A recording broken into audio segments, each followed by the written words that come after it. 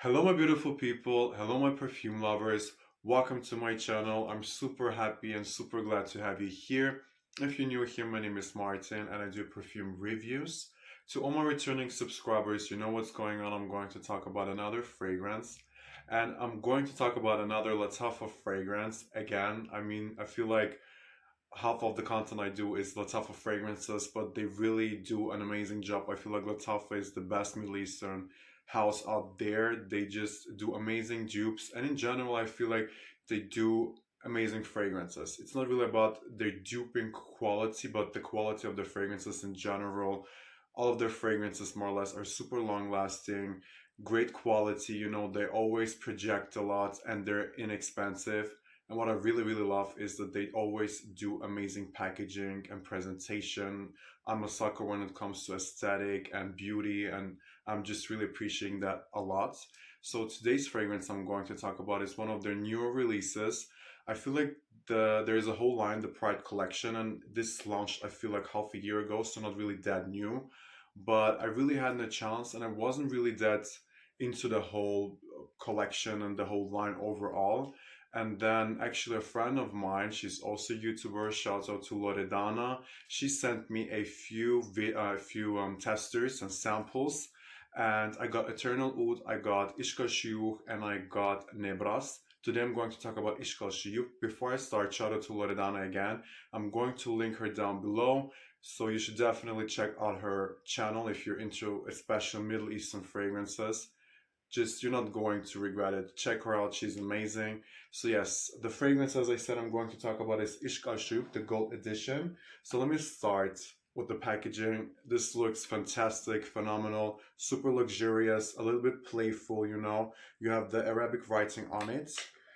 I hope I'm not going to struggle too much to open it. So here we have the fragrance, and it's a very heavy bottle, black matte finish, a golden cap, and even the cap is quite heavy. I feel like you really get great quality from the beginning with the packaging. But what really actually matters to me the most is definitely the scent. So let me spray it here. The mist is nice, and the scent is just so beautiful. One of the best scents I've smelled this year so far, and even like for a very long time, because this is exactly what I'm looking for. This is really the type of fragrance I love. When it comes to the notes, you have saffron, which I love. You have caramel, which is also nice. Tonka bean, which I love as well. You have leathery notes in here, amber, musk, and vanilla. So this is a very oriental DNA. And the first time when I smelled this, I felt like, okay, this is very familiar to me. And I had to think about Arabian's Tonka by Montal, which is one of my all-time favorite fragrances. I have it in my collection. I wear it a lot, and I just love this fragrance a lot. And this one pretty much goes into that direction. But yes, it's definitely not a dupe. As far as I know, this is a dupe for Rosendo Mathieu number 5, which is also, it's a niche fragrance, very much hyped. I feel like not many people know it, but it's definitely a very nice fragrance. And I've tried it, and I definitely see the resemblance. This goes very much into that direction, gives you definitely around 90% resemblance, which is more than enough to call it a dupe. And I really see it. But as honestly, the first time when I smelled it, I had to think about Arabian's Tonka. And in my opinion, this is lighter, this is softer, it's not as dense. You don't have like that heavy oud leather accord. This one is definitely more about the sweetness. This one is more like of a gourmand fragrance, and it's just like a beautiful sweet cotton candy like cloud. You get that caramel and the saffron in the opening, but it's very much in the background. Everything is very well blended, and it's like a creamy sweet souffle. This is the more or less first thing I thought of. How can I describe this scent? I think about a souffle, like a dessert, sweet, but not like overly sweet, not like baklava, for example. But there's like something super soft. It's like when it's lingering around your skin, if you smell it in the air, it's like just sweetness, but very, very sensual. And this is definitely a very seductive fragrance as well, which leads me to the next point. Where can you wear this fragrance? I feel like this is a fragrance that's perfect for actually every day, but especially like for the cooler temperature and for date nights if you're going out, because this is really an extremely long lasting fragrance. It projects a lot, but other than that, it's very long lasting. I mean, I get around 7 to 8, not even maybe 9 hours. And on the clothing, definitely like for a few days, you can smell it on your clothes. This really, really sticks on your skin, sticks on the clothing, and even though you're like taking a bath, I remember the first time when I smelled it and wore it, I was taking a bath afterwards, and I could still smell it on my skin, on myself. And I mean, this is really a quality I'm looking for in a fragrance. I like strong and long-lasting fragrances, so you don't have to worry about that. This is really, really long-lasting and strong.